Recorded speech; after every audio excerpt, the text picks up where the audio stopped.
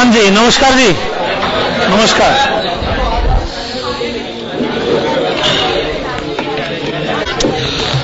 Okay, हमारे पास थोड़ा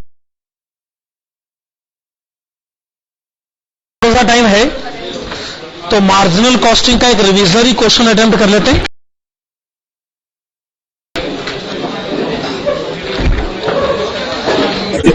five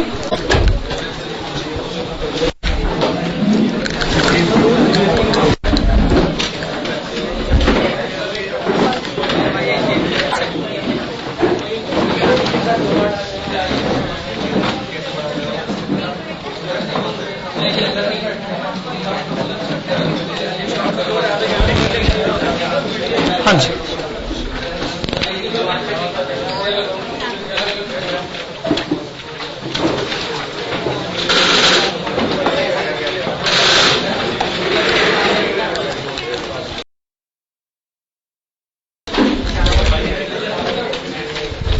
चलिए page number 11.18।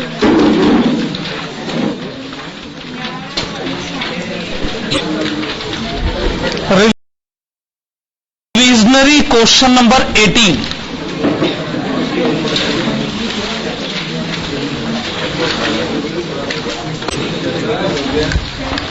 Page number 11.18, revisionary question number 18। और 10 मिनट में आ जाना चाहिए। देखिएगा, ए कंपनी सोल्ड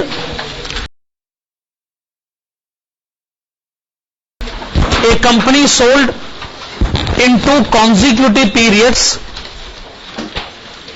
इसी चलाओ सर।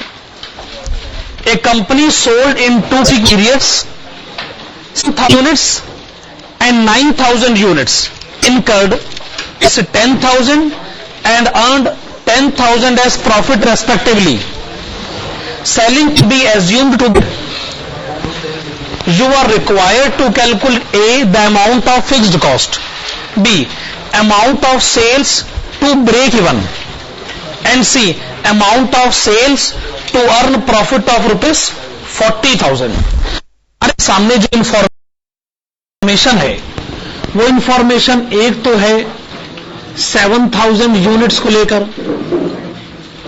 और जो दूसरी इंफॉर्मेशन है वो है 9,000 यूनिट्स।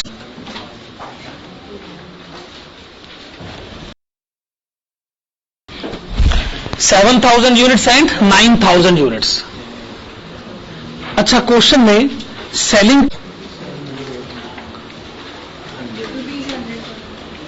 100 पर यूनिट, तो आप बताइए 7,000 यूनिट्स की सेल कितनी हो गई? 7 लाख। 9,000 यूनिट्स की सेल कितनी होगी? 9 लाख। अगर हम पहले वेरिएबल कॉस्ट माइनस करें तो कंट्रीब्यूशन आएगा, फिर फिक्स कॉस्ट माइनस करें तो प्रॉफिट आएगा। लेकिन अगर हम डायरेक्टली ही टोटल कॉस्ट माइनस कर दें तो क्या डायरेक्टली ही एक बार फिर से, अगर सेल्स में से तो डायरेक्टली फिर हमें प्रॉफिट पता चल जाएगा ना।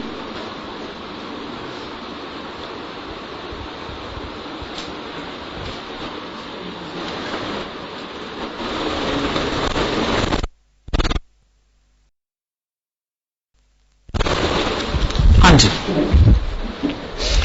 अब क्वेश्चन कहता है, देखिए जब आप 7,000 यूनिट बेचते हो ना तो आपको 1,000 का, और अगर आप 9,000 यूनिट बेचते हो तो आपको 10,000 का प्रॉफिट होता है। तो अगर आप 7,000 यूनिट बेचते हो तो 10,000 का लॉस है। अगर आप 9,000 यूनिट बेचते हो तो फिर 10, फिर तो आप मुझे कॉस्ट 7,000 यूनिट की कॉस्ट कितनी हो गई? 7,10,000। और यहां पर कॉस्ट कितनी हो गई? 8,90,000। मेरे ख्याल से यह बताना कोई मुश्किल काम तो नहीं है ना आपके लिए।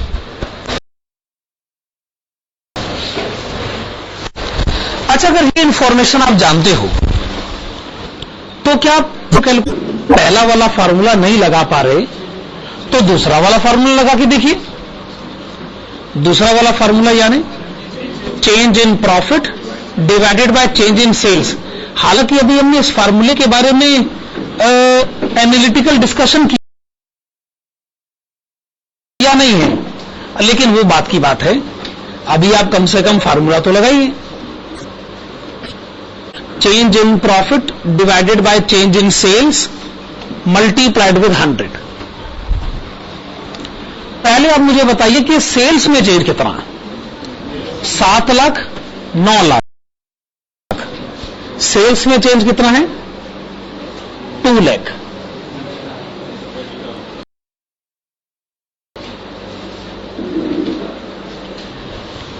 फिर बताइए प्रॉफिट में चेंज कितना?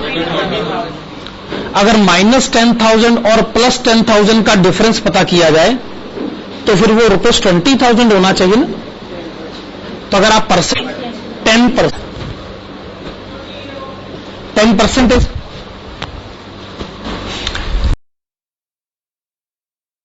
क्वेश्चन की ए रिक्वायरमेंट क्या है कि आप फिक्स्ड कॉस्ट कैलकुलेट करें।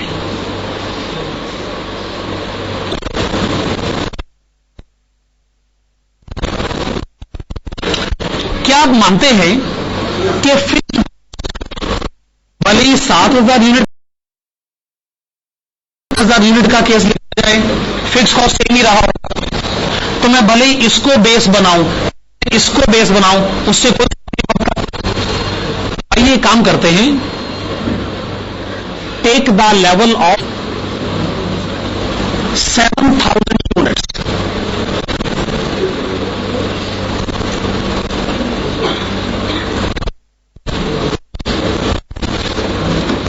क्या लिखा आपने?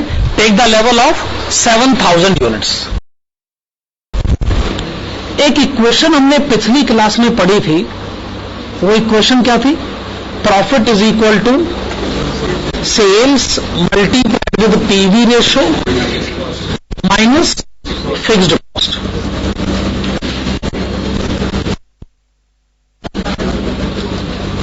ओके, ये इक्वेशन हमने लास्ट क्लास में पढ़ी थी ना।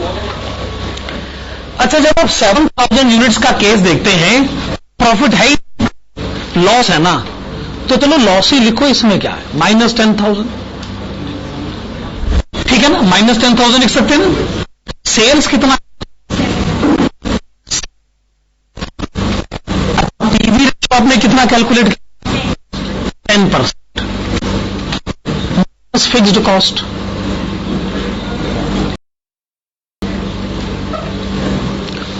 तो आप क्या कहते हैं, अगर इस इक्वेशन को सॉल्व करता हूं तो फिक्स कॉस्ट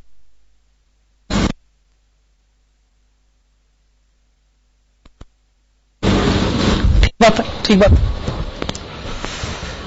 अच्छा, अगर आप 9,000 यूनिट्स का केस पिक करते और इसी इक्वेशन को सॉल्व करिए तो क्या तब भी आपका आंसर 80,000 ही आएगा? ऑफ कोर्स आना भी चाहिए, इसलिए तो इसको फिक्स कॉस्ट कहते हैं। अच्छा, क्वेश्चन का बी पॉइंट देखें, ब्रेक इवन पॉइंट। तो ब्रेक इवन पॉइंट तो हम आसानी से कैलकुलेट कर लेंगे, fixed cost divided bye ratio, ठीक है ना। फिक्स्ड कॉस्ट लिखेगा रुपए से कैलकुलेट कर रखा, तो क्या आंसर है? ₹8 लाख।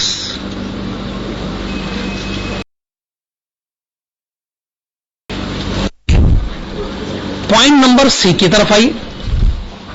पॉइंट नंबर सी क्या है?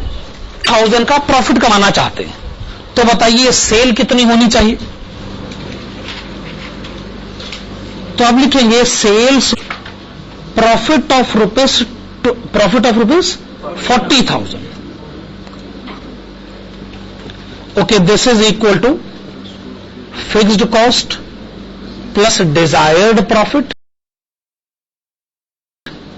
Divided by PV ratio.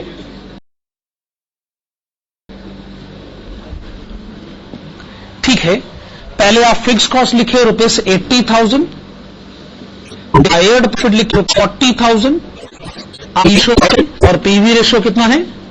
10%। क्या आंसर हो गया?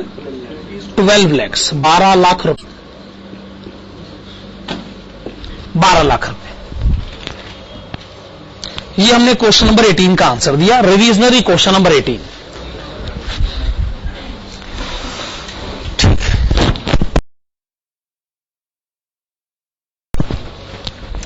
अब हम मेन क्लास में मेन क्वेश्चन शुरू करें।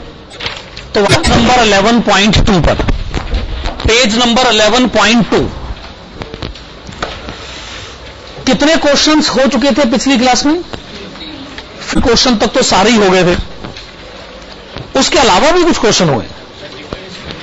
जहां तक मुझे याद है क्वेश्चन नंबर 26 हुआ था, 26 के बाद 27, 35 हुआ है, और तो कोई क्वेश्चन नहीं हुआ ना? चलो ठीक। तो पेज नंबर 11.2 पर आइए, पेज नंबर 11.2 पर आइएगा और क्वेश्चन नंबर 16 देख। Please see question number 16।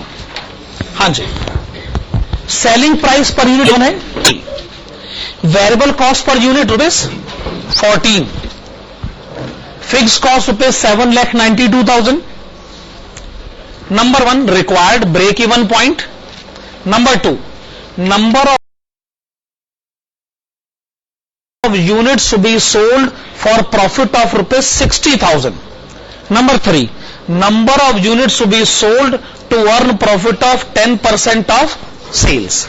चलिए लिखेगा, write down. Contribution per unit is equal to contribution per unit selling price per unit, selling price per unit minus variable price. Variable cost लिखिए rupees 14, दोनों का difference बताइए rupees 6। तो आपने बताया contribution per unit rupees 6। Question की पहली requirement पढ़िए, क्या कैलकुलेट करना? बीईपी तो ठीक है, यूनिट्स में कैलकुलेट करना है कि वैल्यू में? कैसे पता चला? मैं आपने क्वेश्चन के सेकंड और थर्ड पॉइंट को पढ़ा, इससे आपको यह कंक्लूजन मिला कि मुझे ब्रेक इवन पॉइंट यूनिट्स में ही कैलकुलेट करना चाहिए। Fixed cost divided by contribution per unit. Fix cost का अमाउंट बताइए। 7,92,000।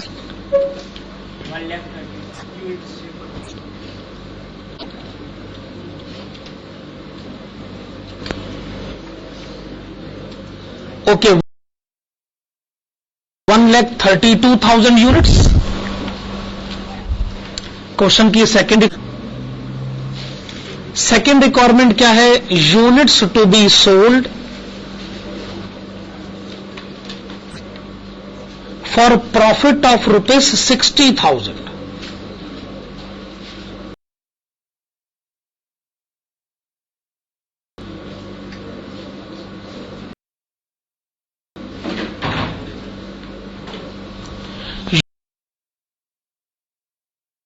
Units to be sold for profit of rupees 60,000. Formula लिखिएगा, fixed cost plus desired profit divided by contribution per unit. Fix cost लिखिए, contribution per unit rupees 6। Answer okay, 1,42,000 units. 1,42,000 units. Come to the third point. क्या है third point?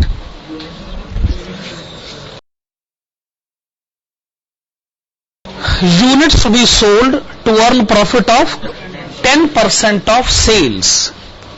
ठीक है, for profit of 10% of sales.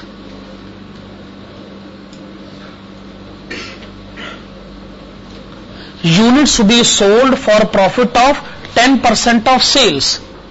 Formula लिखिएगा, fixed cost plus desired profit divided by contribution per unit.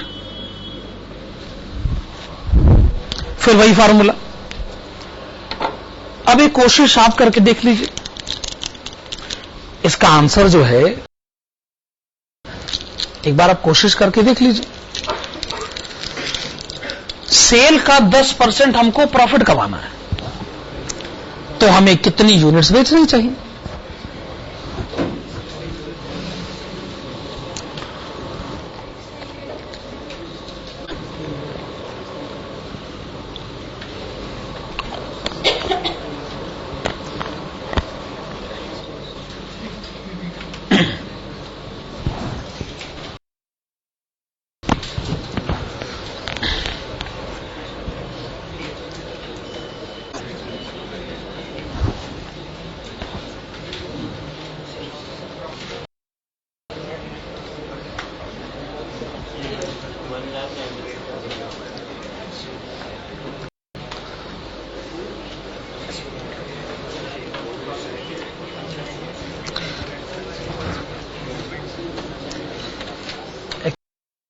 Actually आजकल के student calculation ना सारी दिमाग में कर लेते हैं. हम तो अपने जमाने में लिख कर देखा करते थे. असल में थोड़ा ना जमाना बदल गया असल में.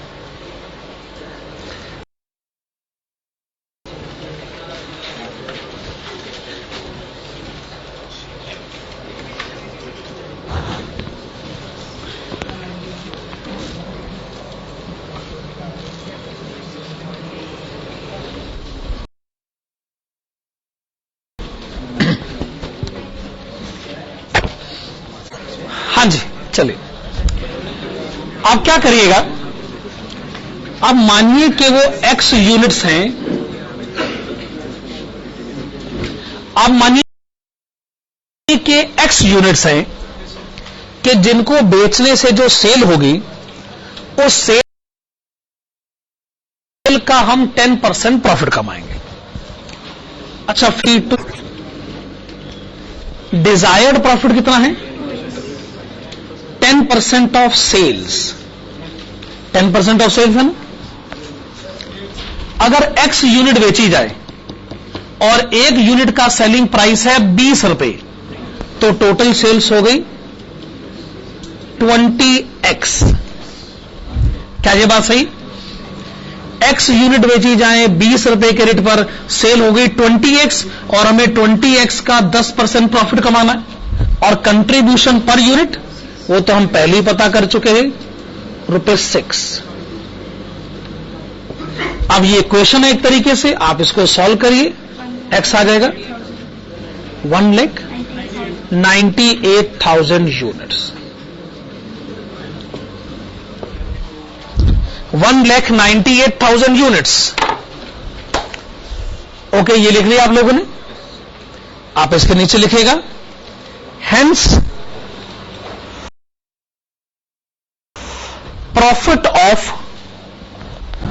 profit of 10% of sales.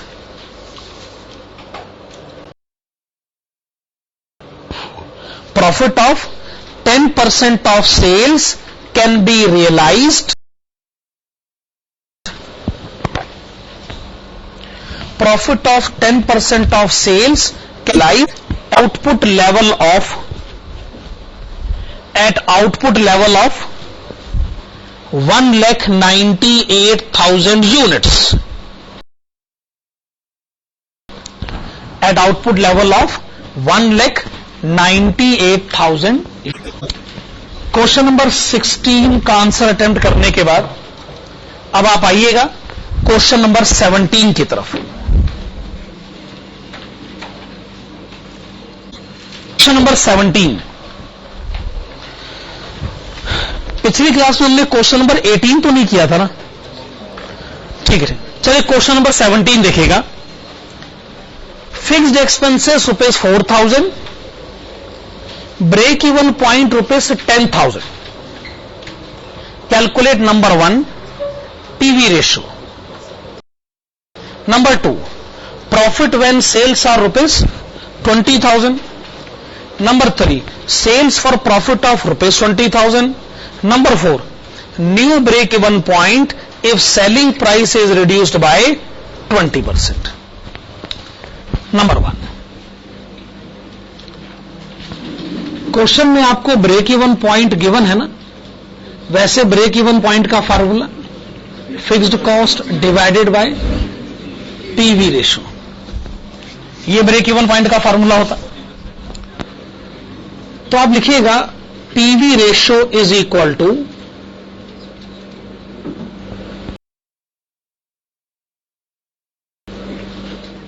Fixed cost divided by break even point, ठीक है ना। फिक्स कॉस्ट कितना गिवन है? 4,000, break even point 10,000। Okay, this is equal to 0.40 और वी कैन से 40%।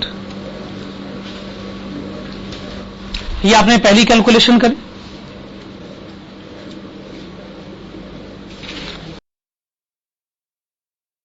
दूसरी कैलकुलेशन की तरफ आइए।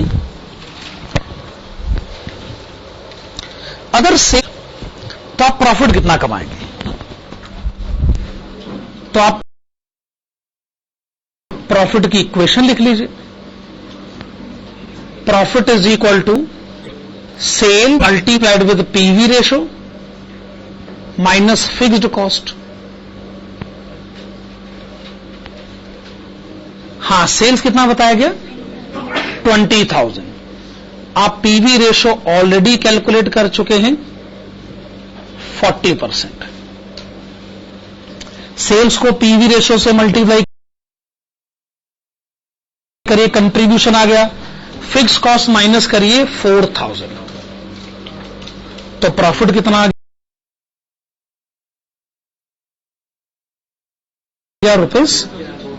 ₹4,000, ठीक है ना।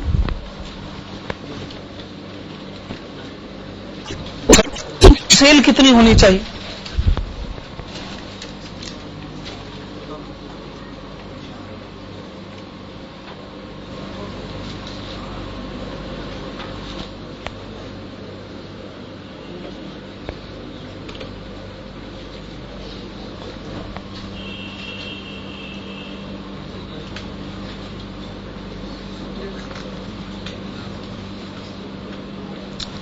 Okay, fix cost plus desired profit divided by PV ratio.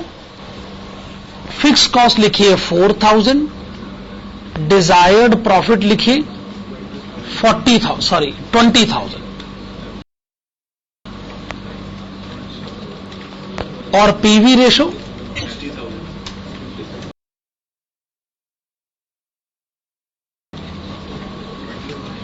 The answer is ₹60,000, 60,000 रुपए। Come to point number 4, calculate if selling price is reduced by 20%। तो आप कुछ ऐसे लिखेगा, new break even point is equal to fixed cost divided by new PV ratio. Formula ठीक है, fixed cost divided by new PV ratio. Fixed cost तो ये रहा ₹4,000,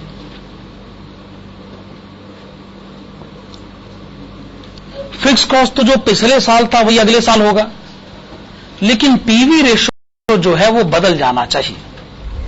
सो computation of new PV ratio,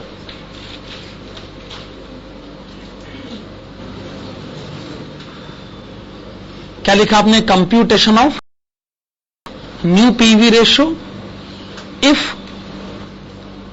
selling price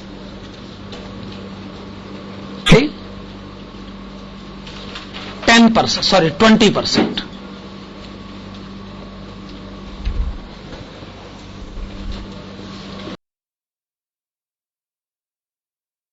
हाँ जी.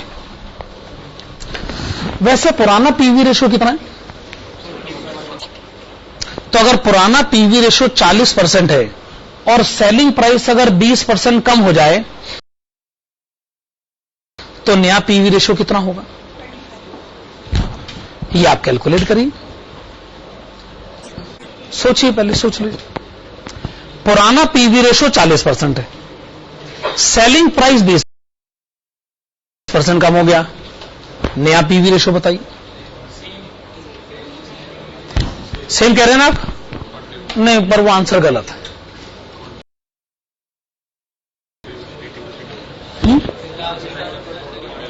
Answer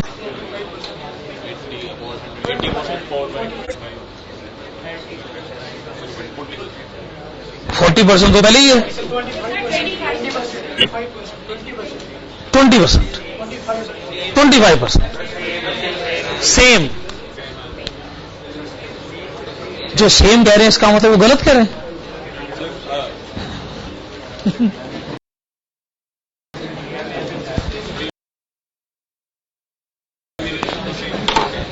पुराना PV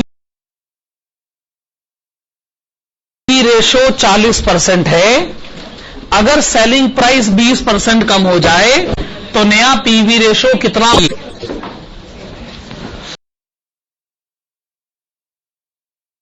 खैर चलिए, आइए लिखिएगा, write down. let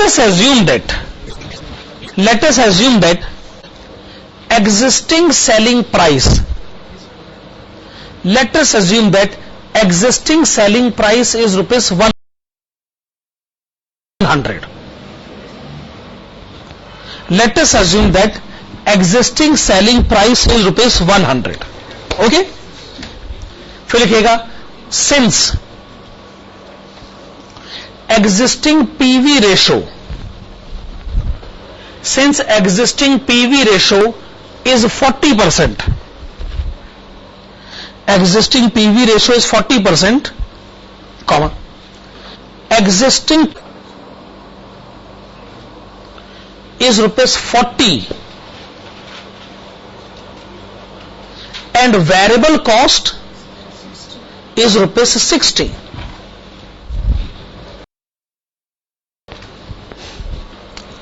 Okay, existing selling price 100 रुपए,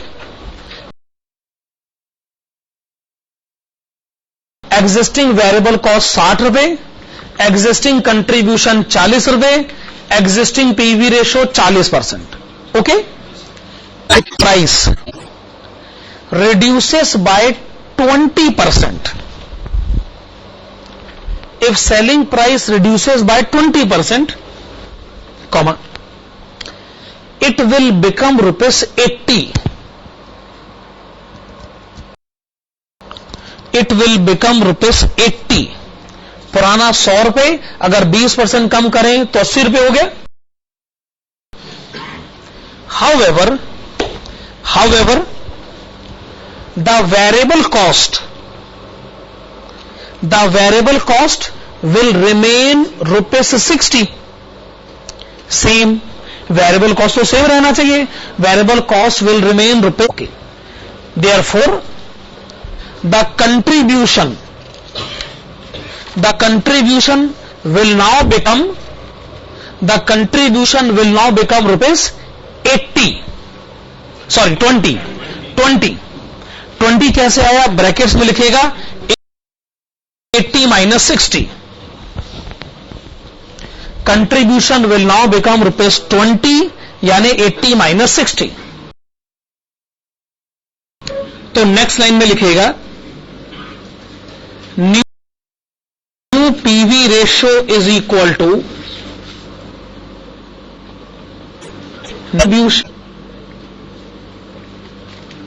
divided by new sales multiplied with 100.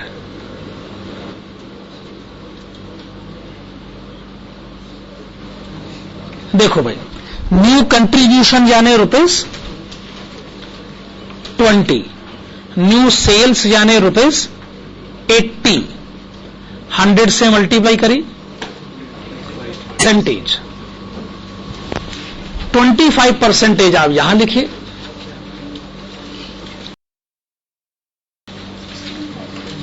The answer is rupees 16,000, 16,000।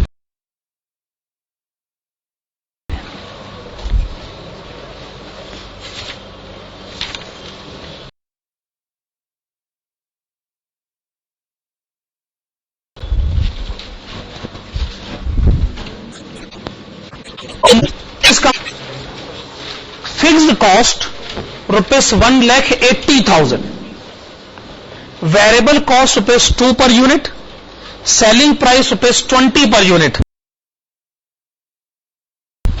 Calculate number 1 BEP in value. Number 2 आपसे पूछा गया sales for profit of rupees 36,000, और नंबर 3 है मार्जिन ऑफ सेफ। पहले लिखेगा number 1 BEP is equal to fixed cost divided by PV ratio. Fixed cost है rupees 1,80,000,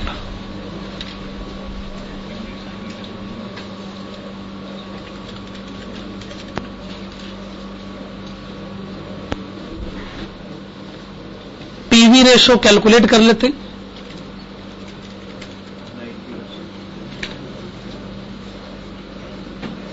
selling price rupees 20, variable cost rupees 2, selling price rupees 20, तो PV ratio कितना है 90%। 90% से आप यहां डिवाइड करिए, तो ब्रेक इवन पॉइंट कितना आ गया रुपीज 2 लाख, 2 लाख। चले, आपने ब्रेक इवन पॉइंट कैलकुलेट किया, फार्मूला लगाया fix cost divided by PV ratio.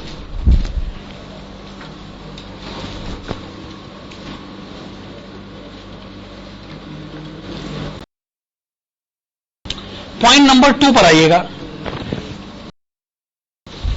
Point number 2 पे आइएगा। अगर हम 36,000 सेल्स कितना होना चाहिए,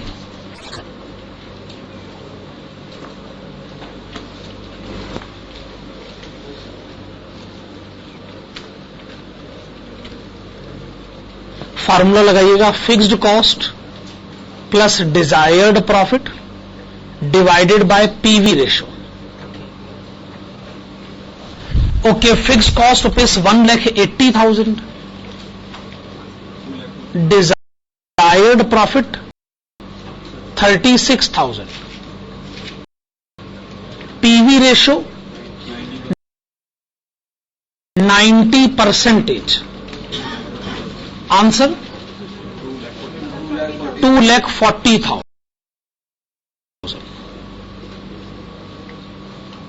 चलिए, आपने आंसर दिया 40,000। नंबर 3 आप कैलकुलेट करें margin of safety if company is earning profit of rupees 36,000।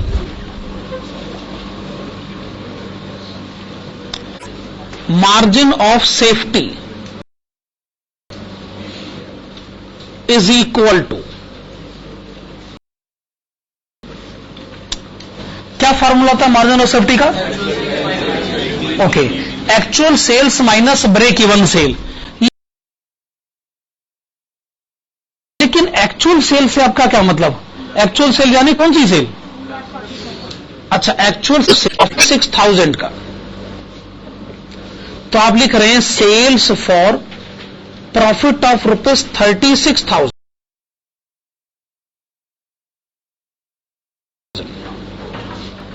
Actual sale से आपका मतलब है sales for profit of rupees plus करिएगा गिवन सेल, तो एक्चुअल सेल्स है रुपीज 2,40,000, गिवन सेल है रुपीज 2 लाख, डिफरेंस आप बताएं।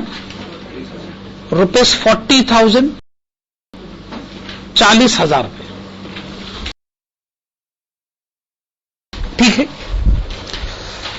तो अगर आपकी सेल ब्रेक इवन सेल से ज्यादा होगी तभी तो प्रॉफिट होगा। अगर आपकी सेल ब्रेक इवन सेल से 40,000 ज्यादा हुई तो आपको 36,000 का प्रॉफिट हो सकता है। यही बात हम कहना चाहते हैं कि थर्ड हमने सेकंड पॉइंट का आंसर दिया था, हमने उसमें से फर्स्ट पॉइंट का आंसर माइनस करा। आपको ऐसा लग सकता है ये प्रोसीजर थोड़ा टाइम कंज्यूमिंग है। ऐसा फार्मूला भी हो सकता है जिससे मार्जिन ऑफ सेफ्टी डायरेक्टली सीधे कैलकुलेट किया जा सके। लिखेगा, हेडिंग है alternative method of computing, alternative method of computing margin safety. Margin calculate करने का एक दूसरा फार्मूला भी है जो आप कभी भी अप्लाई कर सकते हैं। इसमें थोड़ा टाइम लग जाता है असल में। Alternative method of computing margin of safety. अगर तो आपको आंसर कैलकुलेट करना है divided by contribution per unit. अगर आपको आंसर चाहिए वैल्यू में तो फार्मूला लगाइए profit divided by PV ratio.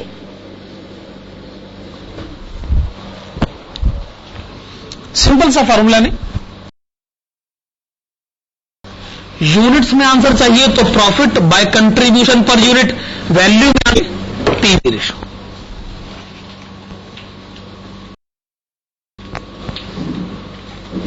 अच्छा, इस क्वेश्चन में 36,000 का प्रॉफिट है ना। अगर मैं 36,000 के प्रॉफिट को 90% पीवी रेशो से डिवाइड करूं, 36,000 डिवाइडेड बाय 90%, तो क्या स्ट्रेट अवे आंसर 40,000 लाया जा सकता है? आपको ये फार्मूला तो याद होगा, fixed cost plus desired profit divided by PV ratio. ये कौन सा फार्मूला है? Sales for desired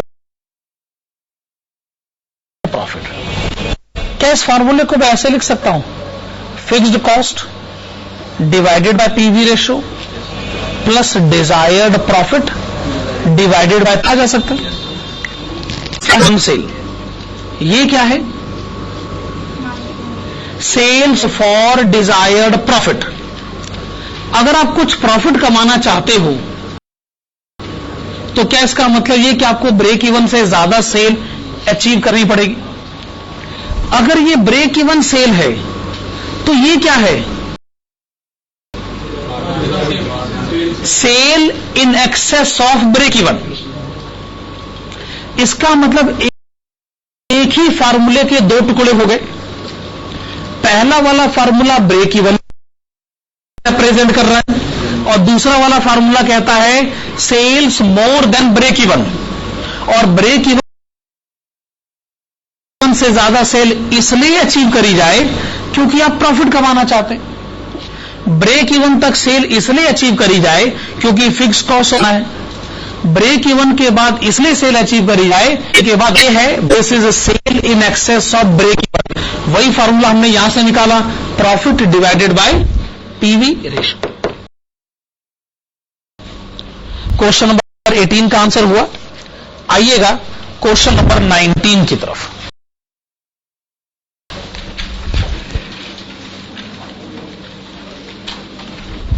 please see question number 19। इस क्वेश्चन में आपको ईयर 2009 और फिर ईयर 2010 की कुछ डिटेल्स हैं। एक आपको सेल्स गिवन है, दूसरा आपको प्रॉफिट गिवन है। अच्छा, क्वेश्चन की पहली रिक्वायरमेंट क्या है कि आप पीवी रेशो कैलकुलेट करें। दूसरी रिक्वायरमेंट क्या है? Calculate fixed cost, it remains same in both the years. तीसरी रिक्वायरमेंट क्या है? Profit when sales are rupees 34 to earn profit of rupees 1,08,000. Last में margin of safety if company earns profit of rupees 1,08,000. Okay, number 1 लिखिएगा PV ratio. आप PV ratio के लिए formula लगाइएगा.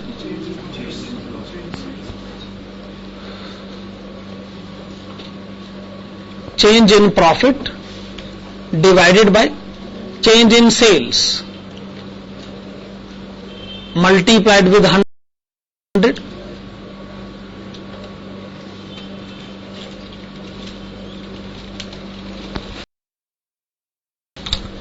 तो आप ईयर 2009 और ईयर 2010 के प्रॉफिट को कंपेयर करके दोनों के प्रॉफिट में डिफरेंस कितना है? 43,200.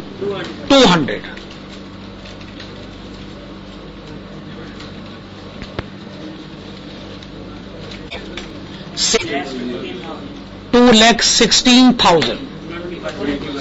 तो आपने पीवी रेशो कैलकुलेट किया 20%. आपने पीवी रेशो कैलकुलेट किया 20%. क्वेश्चन की सेकंड रिक्वायरमेंट क्या है कि फिक्स्ड कॉस्ट को कैलकुलेट किया जाए.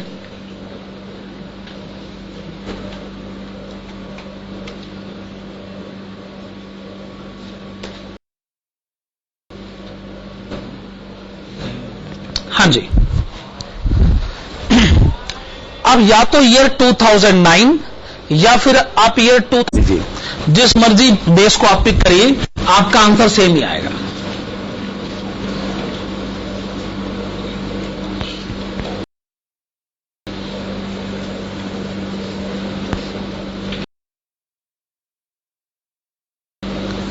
इन द ईयर 2009 इक्वेशन सिंपल सी है. Profit is equal to sales multiplied with PV ratio minus fixed cost. Okay, year 2009 में प्रॉफिट कितना गिवन है? ईयर 2009 में प्रॉफिट कितना गिवन है? 600. सेल्स कितना गिवन है? 8,10,000. पीवी रेशो आपने कैलकुलेट करा 20% माइनस फिक्स्ड कॉस्ट. तो आप फिक्स्ड कॉस्ट आसानी से बता सकते. तो क्या आपने बताया? 1,40,400. Point number 3. पॉइंट नंबर 3 क्या है? अगर सेल्स है 6,48,000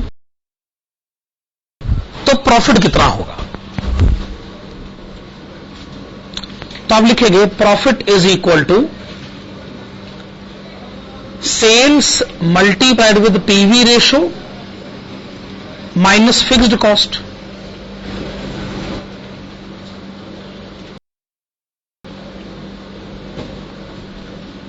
सेल्स है 6,48,000.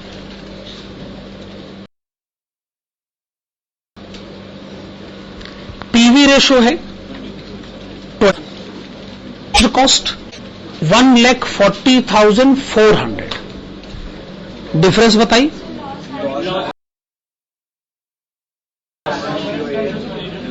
$10,800 लॉस. आपने लिखा 10,800 लॉस. 10,800 लॉस. क्वेश्चन की फोर्थ रिक्वायरमेंट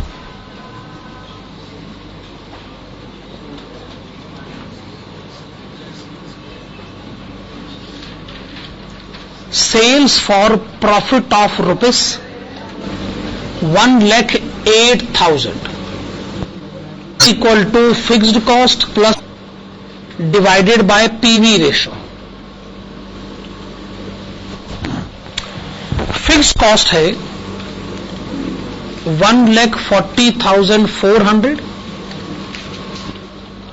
डिजायर्ड प्रॉफिट है 1,08,000, पीवी रेशो है 20%।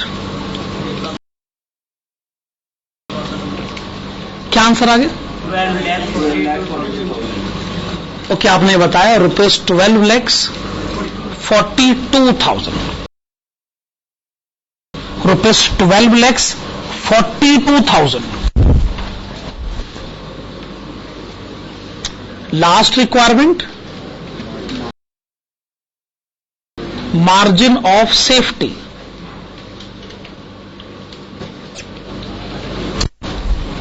एक फार्मूला है एक्चुअल सेल्स माइनस फार्मूला, दूसरा फार्मूला है profit divided by PV ratio. तो आप डायरेक्टली लिखते हैं ना, profit divided by PV ratio. कितना प्रॉफिट है? 1,08,000 और पीवी रेशो 20%, ₹5,40,000, 5,40,000 रुपए। ₹5,40,000, 5,40,000 रुपए। तो मैं ये कह सकता हूं कि क्वेश्चन नंबर 19 तक हमने सारे क्वेश्चन कर लिए हैं। क्वेश्चन नंबर 19 तक हमने सारे ही क्वेश्चन कर लिए।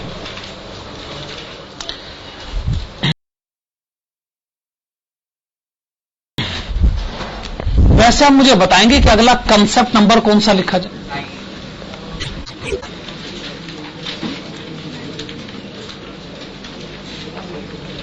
Concept number 9। ये जो कंसेप्ट नंबर 9 अब हम पढ़ने जा रहे हैं, ये मार्जिनल कॉस्टिंग का मोस्ट इंपॉर्टेंट कंसेप्ट है। मार्जिनल कॉस्टिंग में से अगर पेपर में क्वेश्चन आएगा तो इस क्वेश्चन में से पूछे जाने के सबसे ज्यादा चांसेस होंगे। कंसेप्ट नंबर 9 ब्रैकेट्स में लिखिएगा, limiting factor.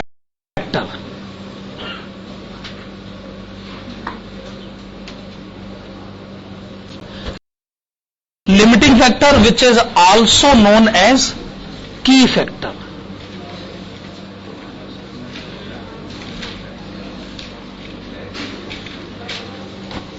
Limiting factor also known as key factor.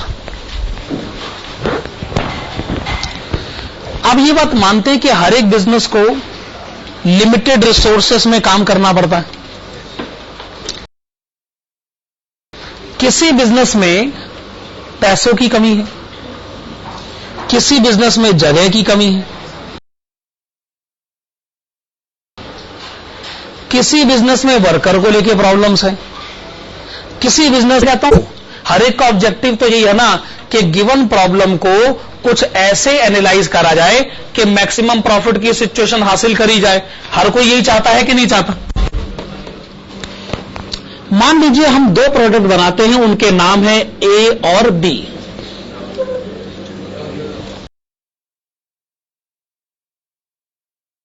Yes, हम दो प्रोडक्ट बनाते हैं, उनके नाम है ए। करते हो तो आपको कहा जाता है कि करिए। ये बात तो आप मानते हैं कि सभी स्टूडेंट्स को पूरा पेपर आता ही होता। वो होता क्या है कि 3 घंटे में पेपर पूरा हो नहीं पाता, इसलिए पेपर छूट जाता। ये बात मैं सही कर रहा हूं? अगर स्टूडेंट को यह कहा जाए कि आज दिन भर का टाइम हम आपको देते हैं, जब पेपर खत्म हो जाए लौटा देना, के सभी भाई आखिरकार टाइम दे दिया जाए, फिर तो आप आराम से करोगे पेपर, सो नहीं आएंगे। चलो 90 प्लस तो सभी स्टूडेंट्स के आ जाएंगे ना। चलो खैर छोड़ो, अब इस बात को छोड़ो। मान लीजिए पेपर खत्म होने में अभी 10 मिनट का टाइम बचा हुआ है। ध्यान से सुने। और आपके पास 2 क्वेश्चन भी बचे हुए हैं, एक क्वेश्चन नंबर 1 है और एक क्वेश्चन नंबर 2। बाकी सारे क्वेश्चन हो गए। 10 मिनट में ये वाला क्वेश्चन भी हो सकता है और ये वाला भी हो सकता है। दोनों क्वेश्चन 10 मिनट में हो सकता है, मतलब कोई एक क्वेश्चन 10 मिनट में हो सकता है। दोनों मिला के 4 नंबर का है। ये वाला क्वेश्चन जो है ये 5 नंबर का है। 10 मिनट बचे हैं, हो सकता है आप कौन सा क्वेश्चन करना चाहेंगे? 2। आपको दोनों आते हैं, आप क्वेश्चन नंबर 2 क्यों अटेम्प्ट करना चाहेंगे? क्योंकि ये आपको ज्यादा मार्क्स दिलवा के दे सकता है। यस, तो आपने अपना ऑब्जेक्टिव बता दिया, मुझे मार्क्स ज्यादा चाहिए और मैं चाहता हूं कि मैं अवेलेबल रिसोर्सेस को ऐसे यूटिलाइज करूं कि मेरे मार्क्स ज्यादा आने चाहिए। ऑब्जेक्टिव है मार्क्स ज्यादा लाने का, वैसे बिजनेसमैन का ऑब्जेक्टिव है प्रॉफिट को ज्यादा अचीव करने का। तो मैं ये कह रहा था कि आपके पास 2 प्रोडक्ट है, ए और बी। आपके पास रिसोर्सेस ऐसे नहीं है कि जितना मर्जी ए बी बना लो। मान लीजिए रिसोर्सेस आपके पास लिमिटेड है। जब हमें तो ए का कंट्रीब्यूशन पर यूनिट था 20 रुपए और बी का कंट्रीब्यूशन पर यूनिट था 30 रुपए। और मैं पूछ लिया कि बताओ ए ज्यादा प्रॉफिटेबल है या बी? तो आपका जवाब है बी, क्योंकि बी से कंट्रीब्यूशन पर यूनिट ज्यादा होता है। पर हमने कहा देखिए आप ना अभी डिसीजन लेने में जल्दबाजी। मान लीजिए ए की एक यूनिट को बनाने में 4 घंटे का टाइम लगता और बी की एक यूनिट को बनाने 8 घंटे का टाइम लगता। अगर ये 20 रुपए कमाए गए हैं तो 4 घंटे में कमाए गए हैं। अगर ये 30 रुपए कमाए गए हैं और 8 घंटे में कमाए गए, आपके पास लेबर आवर से एक लिमिटिंग फैक्टर है, यानी एक से ज्यादा आप कमाए।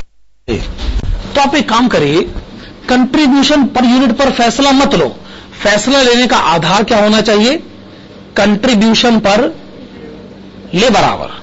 यानी यूं कहिए 4 घंटे की कमाई अगर 20 रुपए है तो 1 घंटे की कमाई हो गई ₹5।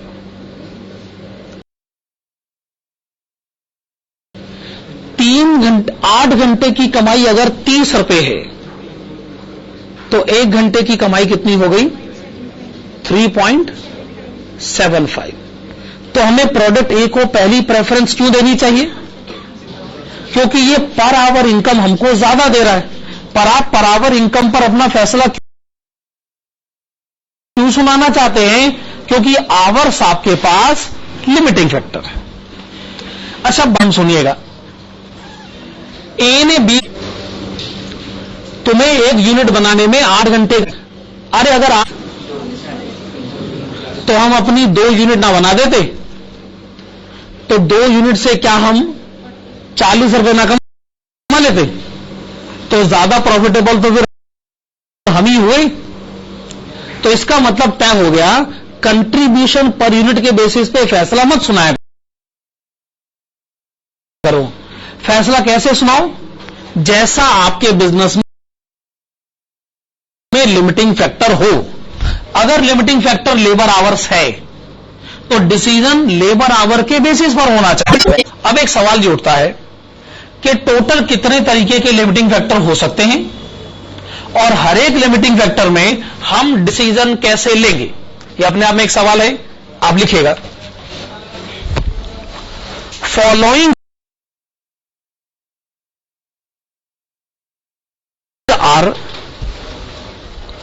Following are various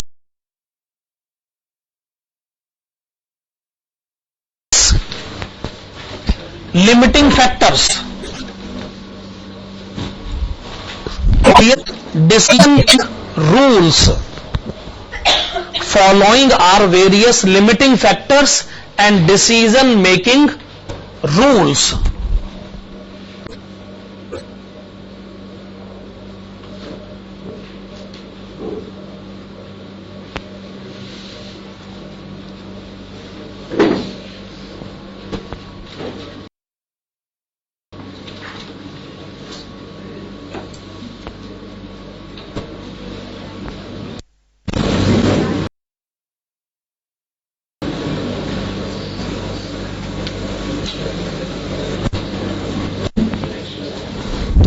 हाँ जी, नंबर 1 लिमिटिंग फैक्टर है लेस।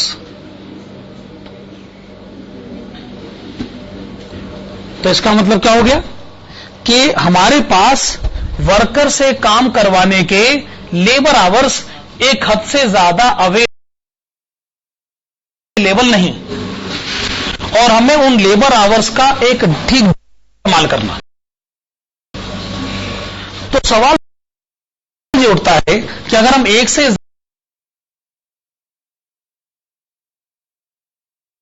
ज्यादा प्रोडक्ट बनाते हैं तो किस प्रोडक्ट की प्रेफरेंस पहले होगी और किसकी प्रेफरेंस बाद में होगी। उस कैलकुलेशन का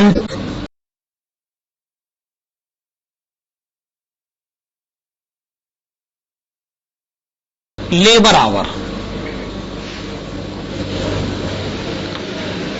तो मैसेज मैं ये देना चाहता हूं कि जिस प्रोडक्ट का कंट्रीब्यूशन पर लेबर प्रेफरेंस,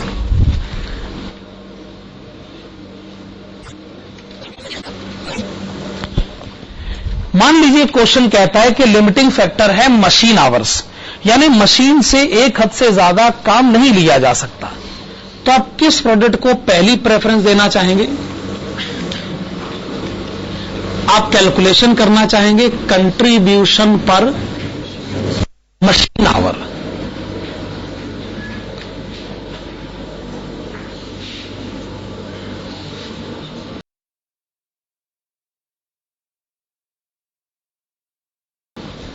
इसका मतलब मशीन को 1 घंटा इस्तेमाल करके जो प्रोडक्ट हमको ज्यादा कमा के दे सकता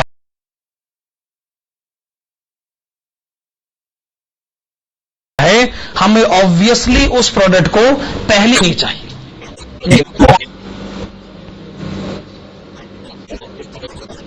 कॉपी के भर में लिखेगा किलोग्राम्स, ये होने को लीटर्स भी हो सकता है, ये होने को टन्स भी हो सकता है, कोई भी कैलकुलेशन हो सकती है। अगर क्वेश्चन ये कहे कि हमारे पास रॉ मटेरियल मैक्सिमम है 2 लाख किलोग्राम, बस इसी को इस्तेमाल करो और जितना इस्तेमाल कर सकते हो करो,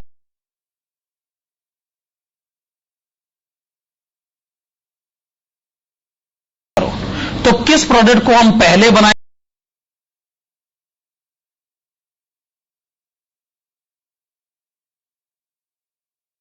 किसकी प्रेफरेंस पहले होगी, उसके लिए जो कैलकुलेशन करी जाएगी उस कैलकुलेशन का नाम है कंट्रीब्यूशन पर रॉ मटेरियल का इस्तेमाल करता है, हम उसी को पहली प्रेफरेंस देंगे।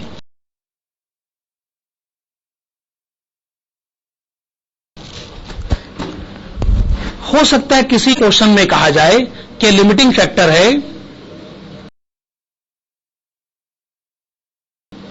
रॉ मटेरियल कॉस्ट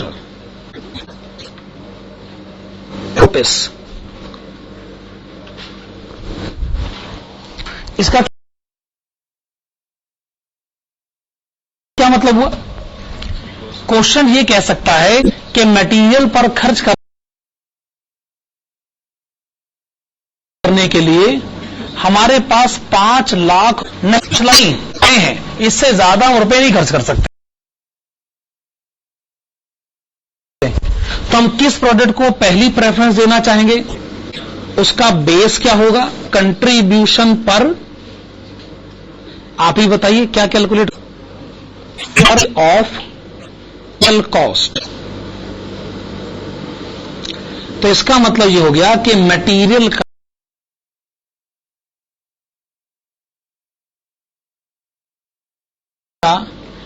₹1 खर्च करके मटेरियल पर ₹1 खर्च करके कंट्रीब्यूशन दे सकता है। मैं तो जी उसी को ही बनाऊंगा। नंबर 5 लिखेगा लेबर ब्रैकेट में रुपीस।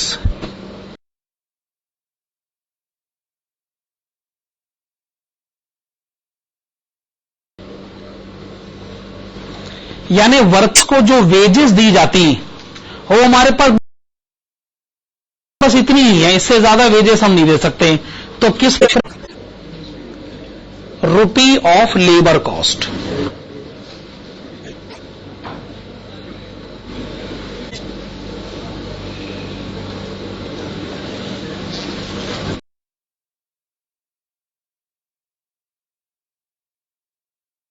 आपने लिखा कंट्रीब्यूशन पर रुपी ऑफ, लिखा लेबर कॉस्ट. सेल्स क्वांटिटी के ब्रैकेट में लिखेगा यूनिट्स.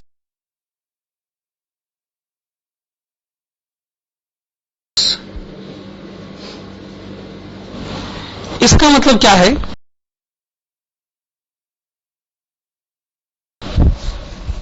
हो सकता है क्वेश्चन ये कहे कि हम सेल्स क्वांटिटी यूनिट्स, तो डिसीजन मेकिंग रूल होना चाहिए कंट्रीब्यूशन पर.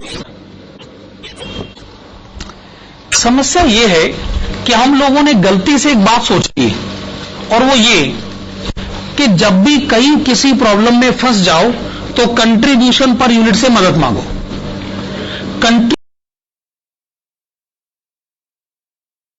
पर यूनिट कहता है मुझसे मदद तब मांगो जब यूनिट्स खुद लिमिटिंग फैक्टर हो. लिमिट लेबर है, मेरे पास पता नहीं क्यों आ जाते हो. अगर लिमिटिंग फैक्टर मशीन आवर्स है तो कैलकुलेट करो कंट्रीब्यूशन पर मशीन आवर. मेरे पास तभी आया करो जब मेरे पास प्रॉब्लम का सॉल्यूशन किसी और के पास है, तो मेरे पास क्यों आते हो भाई? क्या ये बात? 7 सेल्स वैल्यू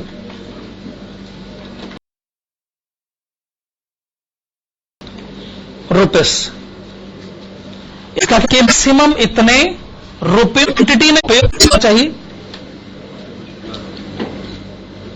कंट्रीब्यूशन पर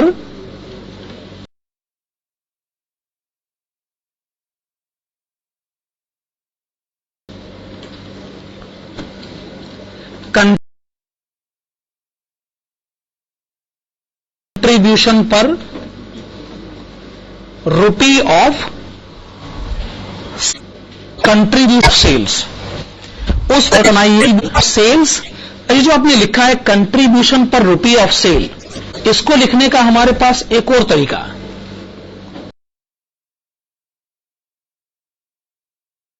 और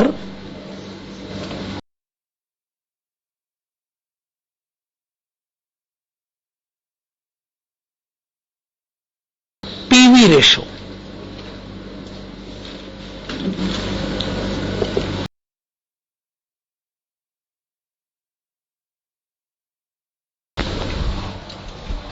मैं क्या कहना चाहता हूं, कंट्री एक ही बात. पीवी रेशो का क्या होता है? Contribution divided by sales. मान लीजिए सेल्स रेशो पे है, अगर सेलिंग प्राइस 10 है, ध्यान से सुनिए, अगर सेलिंग प्राइस 10 है, क्वेश्चन बताइए अगर सेलिंग प्राइस 1 रुपया है,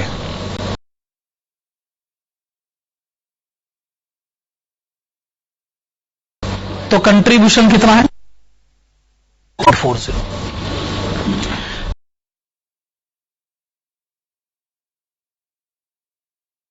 .40 को क्या हम 40% भी कह सकते हैं?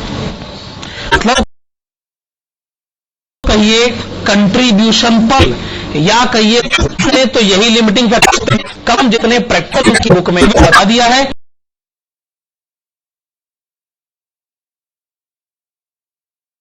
कौन से लिमिटिंग फैक्टर में आप किससे मदद मांगेंगे? डिसीजन मेकिंग रूल का मतलब ही ये है, अगर मुझे डिसीजन लेना है, डिसीजन लेते समय मेरी मदद कौन करेगा?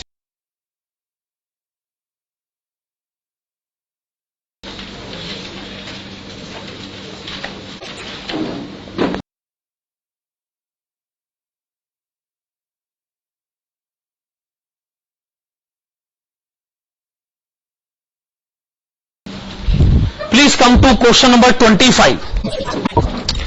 From the following आपको पहले ही बताया गया है कि लिमिटिंग फैक्टर का नाम क्या है? Labour hours. तो आप ही बताइए, अगर लिमिटिंग फैक्टर लेबर आवर्स है, तो हम मदद किससे मांगेंगे?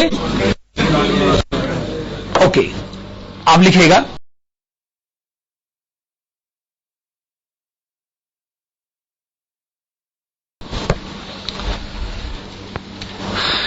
in the given case labor hours cannot be more than 100 hours. Labor hours cannot be more than 700 hours. Full stop.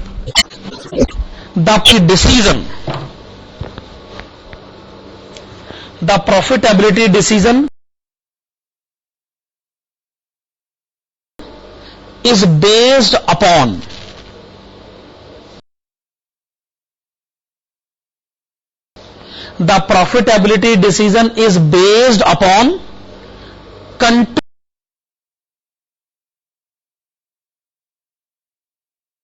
contribution per labor hour. The profitability decision is with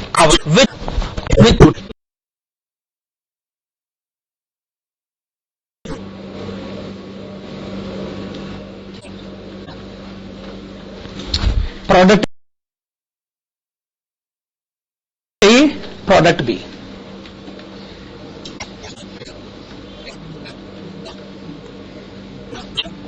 बताइए, question में contribution पर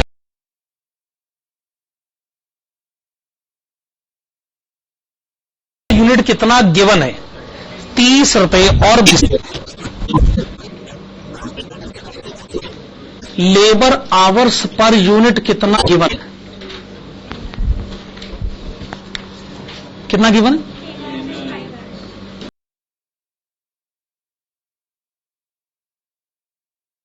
10 hours and 5 hours.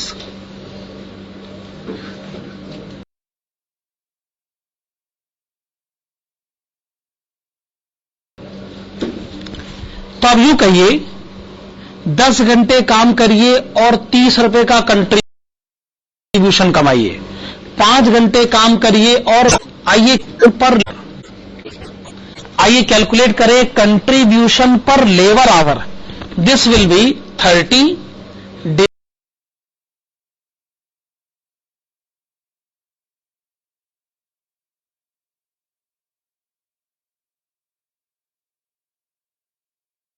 divided by 10.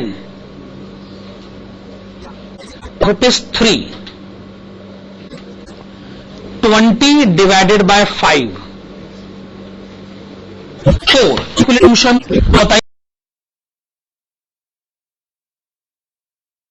Contribution पर labour our किसका ज्यादा है? को first rank देना चाहेंगे और प्रोडक्ट ए को हम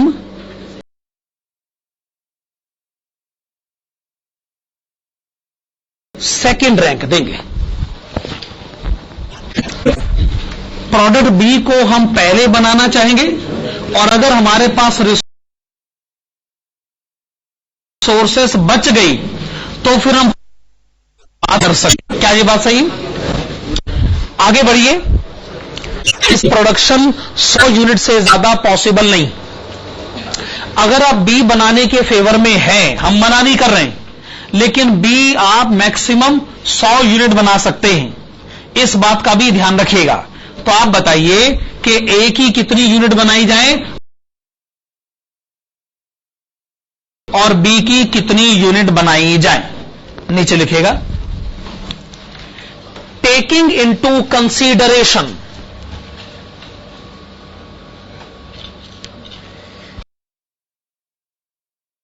taking into consideration that total labor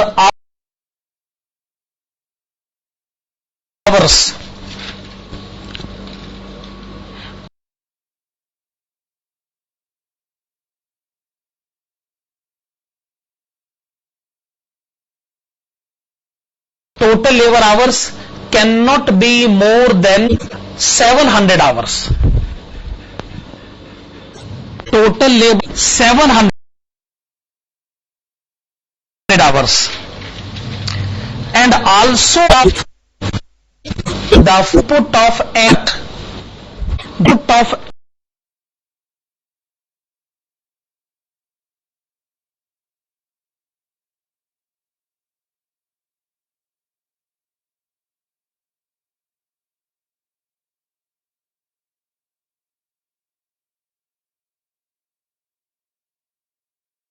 any product cannot be more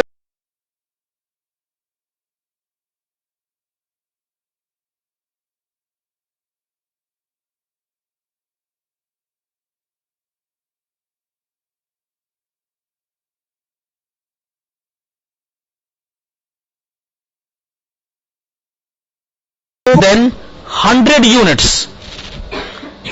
The output of any product cannot be more than 100 units. Profit, अब ये कौन से बनाइएगा?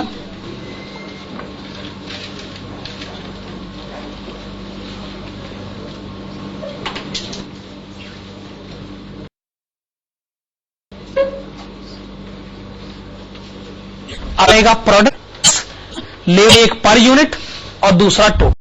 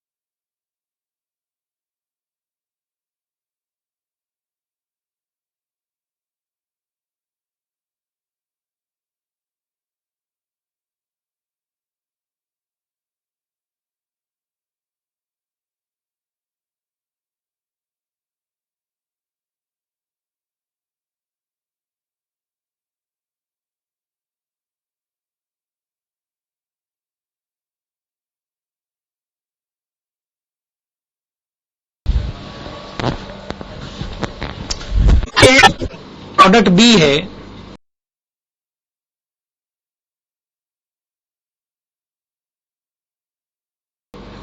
वो 100 यूनिट से ज्यादा नहीं बनाया जा सकता,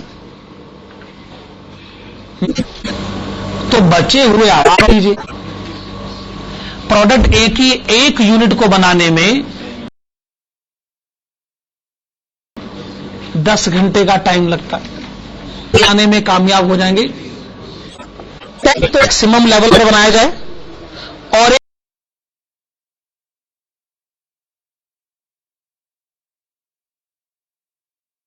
उतना बनाया जाए जितना हम बना सकते हैं, जितना रिसोर्सेस हमको परमिट कर रही हैं.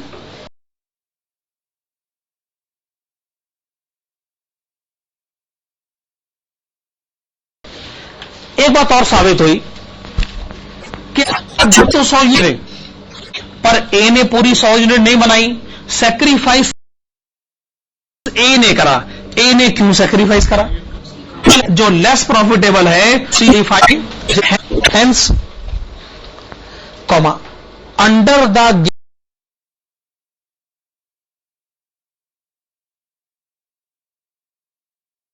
Given constraints. गिवन कंस्ट्रेंट्स यानी जो भी समस्याओं से आप घिरे हुए हैं. Hence a given constraints comma it is recommended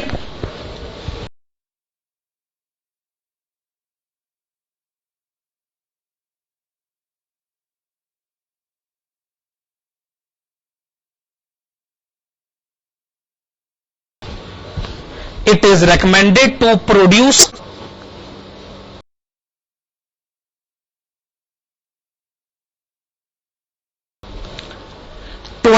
units of A maximum amount of profit. In order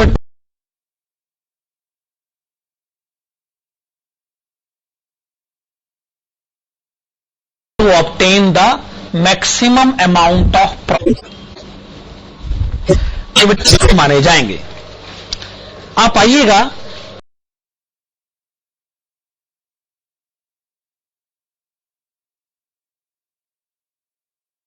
page number 11.8 पर, पेज नंबर 11.8 कहते हैं ABC limited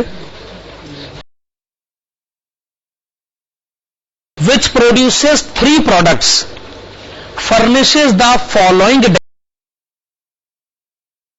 data for the year 2011. Volume ratio यानी पीवी रेशो गिवन है,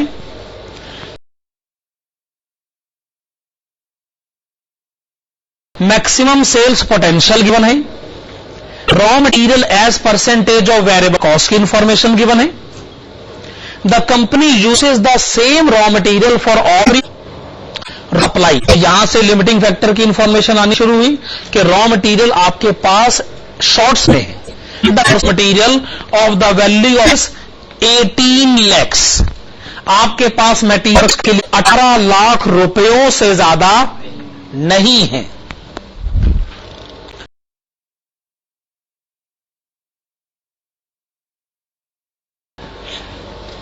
total fix cost है 6,80,000 रुपए, जो